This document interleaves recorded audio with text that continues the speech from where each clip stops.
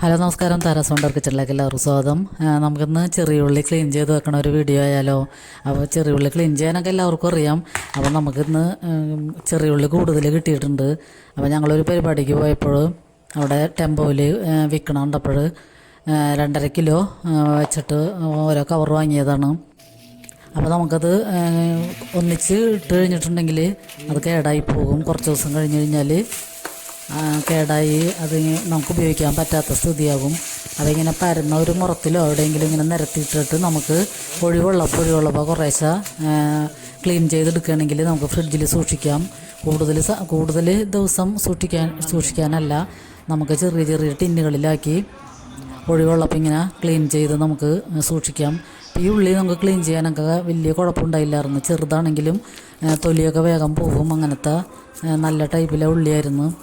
അപ്പോൾ ഞാൻ വലിയ ഉള്ളികളൊക്കെ കുറേ എടുത്ത് മാറ്റിയിട്ട് ചെറുത് നമ്മൾ കറികൾക്കൊക്കെ എടുക്കുമ്പോൾ പെട്ടെന്ന് നന്നാക്കാൻ പറ്റില്ല. അപ്പോൾ ചെറിയ ഉള്ളികളൊക്കെ വേഗം എടുത്ത് നന്നാക്കി ക്ലീൻ ചെയ്തെടുത്ത് വെക്കണതാണ്.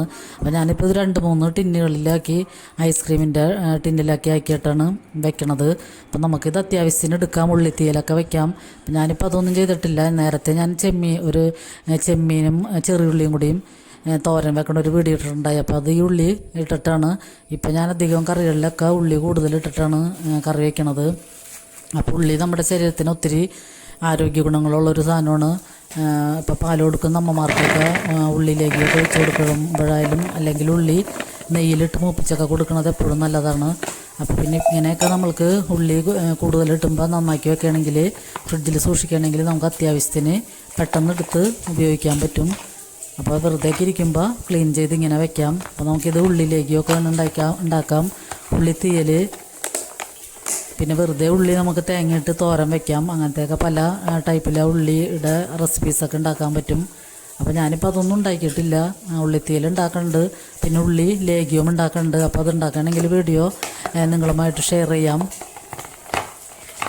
അപ്പോൾ എല്ലാവരും ഒന്ന് സപ്പോർട്ട് ചെയ്യണം.